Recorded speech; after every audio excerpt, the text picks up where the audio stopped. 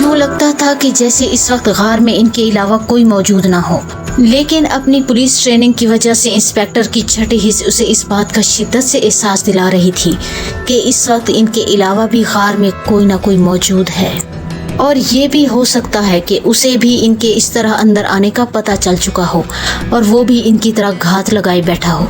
इसलिए वो अपनी पूरी तसल्ली किए बिना इस दरवाजे के अंदर दाखिल नहीं होना चाह रहा था। इसलिए वो खामोशी से अपनी टीम के हमरा इस कोने में दुबका बैठा रहा। गार में मुसलसल चिल्ला काटने की वजह से वो भदा इंसान काफ़ी थकन महसूस कर रहा था, लेकिन वो इसकी वजह से अपना चिल्ला अधूरा नहीं छोड़ना चाहता था। इसलिए बर्दाश्त से बैठा अपना काम निपटाने लगा।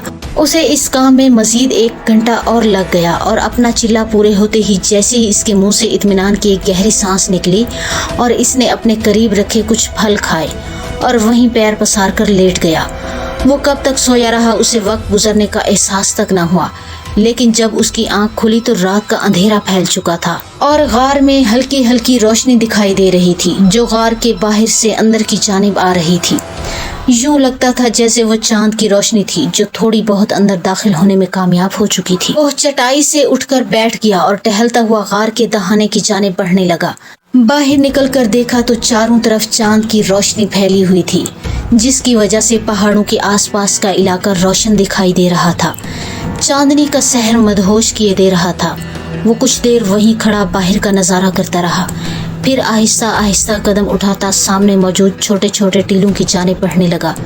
टीलों पर बेशुमार जंगली झाड़ियां उगी हुई थी, जिन पर बेर की शक्ल के फल लगे हुए थे, जिनका रंग जर्दी माइल था। पता नहीं वो किस किस्म के फल थे। वो आहिस्ता आहिस्ता इन झाड़ियों के नज़दीक पहुंचकर रुक गया और इन पर लगे कुछ फल तोड़कर मुंह में डाल लिए और इन्हें चबाने लगा। शायद इनका जायका बुरा नहीं था, इसलिए वो बड़ी रग़बत से इन्हें चबा रहा था। अभी इसे वहां रुके चंद मिनट ही गुजरे थे कि अचानक उसे यूं महसूस हुआ जैसे काफ़ी दूर कुछ इंसानी हैवले हरकत कर रहे हों। वो चौंक कर इसी की जानिब देखने लगा। उसे हैरत इस बात पर थी कि अगर ये इंसान थे तो यहाँ क्या कर रहे थे, क्योंकि इन पहाड़ियों के मुतालिक तो इसने और इसके शागिर्द आमिल ने ये अफवाहें फैलाई हुई थी कि इन पहाड़ियों में भूत प्रेत रहते हैं जो इस तरफ आने वालों को मौत की नींद सुला देते हैं। लेकिन फिर ये कैसे इंसान थे जो उसे दिखाई दिए थे? उसे कुछ शक हुआ तो वो फौरन वापस पलटा और तेजी से दौड़ता हुआ गार के अंदर घुस गया। अंदर आकर इसने जल्दी से सामने पड़ा अपना चिल्ले का सामान समेटा और उसे उठाकर सामने दिखाई देने वाले एक कुदरती दरवाजा के अंदर चला गया। अपना सामान वहां रखकर वो वापस गार में आया और जल्दी से इसके दहाने के एक तरफ छुपकर बैठ गया और टिकटिकी बांधे बाहर देखने लगा। काफी देर तक बैठे रहने के बावजूद जब उसे इस तरफ कोई आता हुआ दिखाई ना दिया तो इसने इसे अपना वहम समझते हुए अपने सर को झटका और जैसे ही खड़ा होने के लिए उठा तो यकदम से वही इंसानी हौले गार से कुछ फासले पर दोबारा दिखाई दिए। ये देखते ही वो समझ गया कि वो इसका वहम ना था बल्कि एक हकीकत थी जिसे इसके लाशऊर ने पहले ही दिखा दिया था। वो चौकन्ना होकर वहीं दोबारा बैठ गया और बाहर देखने लगा। चांद की दूधिया रोशनी में उसे अब वो हेवले वाज़ेह दिखाई देने लगे थे और ये देखकर उसे घबराहट होने लगी थी कि वो इंसानी हेवले पुलिस के अफराद थे।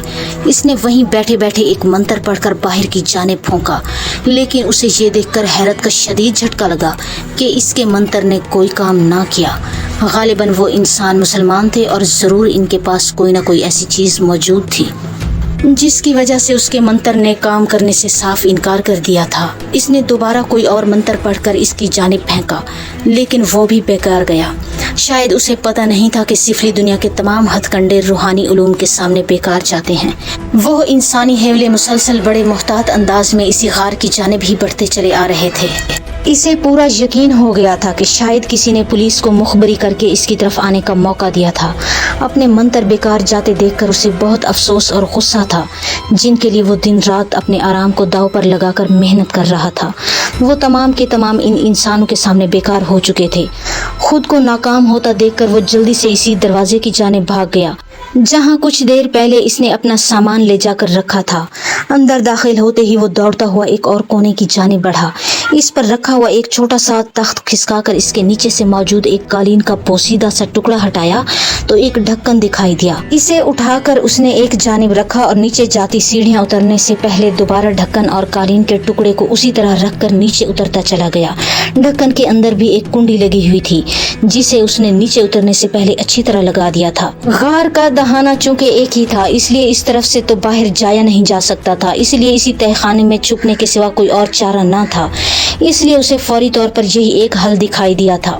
तहखाने में जा बजा मकड़ियों के जाले तने हुए थे। Please like, comment and subscribe the channel Shehzad Khan Horror Stories and thanks for watching.